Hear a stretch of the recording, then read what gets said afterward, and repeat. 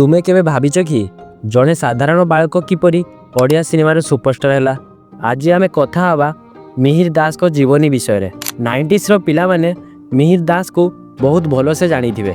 मु तांको एक्टिंग रो बहुत बड़ फैन। देखा गले मो परिका किसी डाई हार्ट फैंस को पाई से होउचंदी काका। इलेक्शन कहीकिन मत चमकेब ना।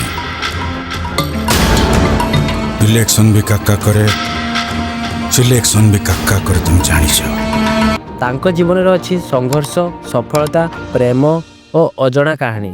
आसंतु एई वीडियो को आमे लास्ट पर्यंत देखिबा, कारण एई वीडियो रो आमे बहुत किछ जानिबा को पाइबा मिहिर दास को विषय रे। मिहिर दास को जन्म होइतिला 1959 मसिया फेब्रुआरी मास 11 तारिख रे मयूरभंज जिल्लार बारिपदारे। से थिले 5 भाई भौणी मध्यरु चतुर्थ। तांको बापा मां को साधारण जीवन थिला, किंतु मिहिर को मन रे थिला एक अलगा स्वप्न।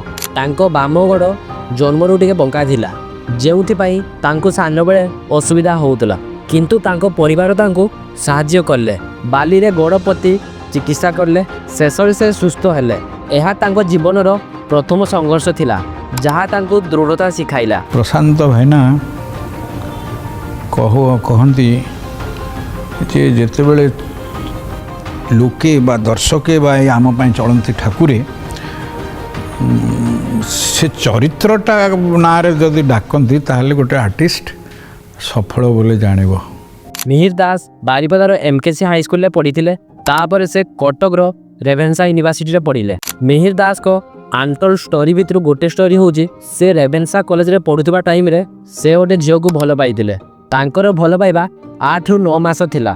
तापर से झीलटी गोटे गवर्नमेंट ऑफिसर को मैरिज करला।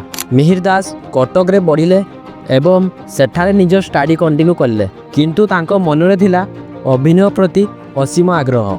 कॉलेज दिनरु से आमेचर थिएटर ग्रुप रे जोग देइथिले, जेउठी तांकर अभिनय प्रतिभा उज्जवली उठिला। स्कूल रू रिसेस रे लुचिकिरी गोटे छोट पाचेरी डेईकिरी आम रक्सी सिनेमा को पलाए सांग धरिकिरी।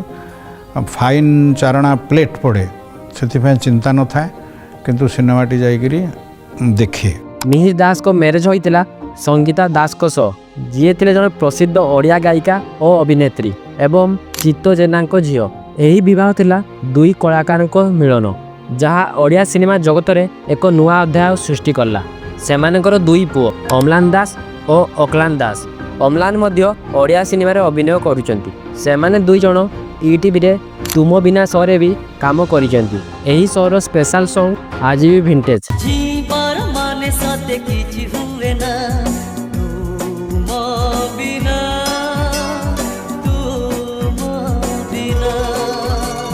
किंतु तमान तो जानो जीवन सब सुखमय न थाए। 2010 मसीह संगीता दास को हार्ट अटैक रे मृत्यु मिहिर को भांगी देइतिला। यह तांको जीवनर एक बड़ आघात थिला, तथापि से निज परिवार और काम पाई निजको संभाली नैतिले। मिहिर थिले जने सत्यकार और पारिवारिक व्यक्ति, जी सबले तांको पिलामानकु टाइम दउथिले। मिहिर दास को सिनेमा यात्रा आरंभ होला 1980 मसीह रे, जेतेबेले से गोविंद जेना को निर्देशन रे निर्मित रामायण चलचित्र रे एक छोट भूमिका रे अभिनय करले। एही मूवी रे से शत्रुघ्न कैरेक्टर रे एक्टिंग करथिले। गोटे इंटरव्यू रे से कहिसंती एही मूवी रो एक्टिंग पाई तांको 300 टका सेही टाइम रे मिलिथिला। सेही पैसा रे से कोलकाता बुलिले। तापरे से स्कूल मास्टर नामक आर्ट फिल्म रे एक्टिंग करले। 1979 मसीह रे मथुरा विजय नामक वाणिज्यिक चलचित्र रे तांको अभिनय ओडिया दर्शक को आकर्षित करला। प्रथमे तांको अभिनय रे असुविधा होउतला, डायरेक्टर माने तांको समालोचना करूथिले, किंतु मिहिर याकू पॉजिटिव भावे नै निज अभिनय को उन्नत करले। से अपराजिता महांती और महेशता रायଙ୍କ सह काम करी अनेक किछि शिखिले। अभिमन्यु चलचित्र रे तांको काका चरित्र दर्शक को मने रहीगला। 1990 दशक थिला मिहिर दास को पाई सुवर्ण सुजोग। से उत्तम महांती, विजय महांती और हर पट्टनायक सह काम करी ओडिया सिनेमा को एक नुआ उच्चता देले। पुओ मोर भोला शंकर, लक्ष्मी प्रतिमा, सौभाग्यवती, राखी बांधिली मोर रखिब मन भली चलचित्र तांको सुपरस्टार करिदेला। मिहिर दास थिले बहुमुखी अभिनेता। से नायक, खलनायक और कॉमेडियन भावे मध्य समान सफलता पाइथिले।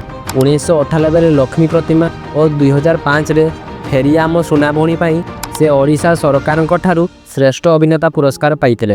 2007ରେ ମୁଁ ତୋତେ ଲଭ୍ କରୁଛି ପାଇଁ ସେ ଶ୍ରେଷ୍ଠ ହାସ୍ୟ ଅଭିନେତା ପୁରସ୍କାର ଜିତିଥିଲେ।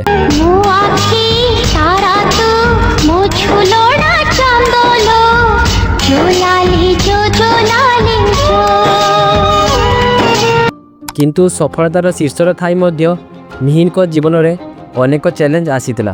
2010ରେ ସଙ୍ଗୀତାଙ୍କ ମୃତ୍ୟୁ ତାଙ୍କୁ ମାନସିକ ଭାବେ ଦୁର୍ବଳ କରିଥିଲା। ଏହା ସହିତ ତାଙ୍କ ସ୍ୱାସ୍ଥ୍ୟ ମଧ୍ୟ ଖରାପ ହେବାକୁ ଲାଗିଲା। ସେ ଦୀର୍ଘ ଦିନ ଧରି କିଡନୀ ରୋଗରେ ପୀଡ଼ିତ ଥିଲେ। 2021 ଡିସେମ୍ବରରେ ହାର୍ଟ ଆଟାକ୍ ହେବା ପରେ ସେ କଟକର ଏକ ହସ୍ପିଟାଲରେ ଭର୍ତ୍ତି ହେଲେ, ଯେଉଁଠି ସେ ଭେଣ୍ଟିଲେଟର ସପୋର୍ଟରେ ଥିଲେ। ଏହି ସମୟରେ ଓଡ଼ିଆ ସିନେମା ମଧ୍ୟ ଅନେକ ପରିବର୍ତ୍ତନ ଦେଖୁଥିଲା। ନୂଆ ପିଢ଼ିର ଅଭିନେତା ଓ ନିର୍ମାତାମାନେ ଆସୁଥିଲେ, ଯାହା ମିହିରଙ୍କ ପାଇଁ କାମ କମାଇ ଦେଇଥିଲା। ତଥାପି ସେ ହାର ମାନି ନଥିଲେ ଓ ଅଭିନୟ ଜାରି ରଖିଥିଲେ। ମିହିର ଦାସଙ୍କ ଶେଷ ବର୍ଷରେ ସେ ଅଗସ୍ତ୍ୟ, ଅଭୟ, ରୋମିଓ ଜୁଏଲେଟ୍, ଶକ୍ତି, ଲୋକାଲ ଟୋକା ଲଭ୍ ଛକା ଭଳି ଚଳଚ୍ଚିତ୍ରରେ ଅଭିନୟ କରିଥିଲେ। 2019ରେ ଭିଜା ମାଟିର ସ୍ୱର୍ଗ ଚଳଚ୍ଚିତ୍ର ପାଇଁ ସେ ଶ୍ରେଷ୍ଠ ଅଭିନେତା ପୁରସ୍କାର ପାଇଥିଲେ।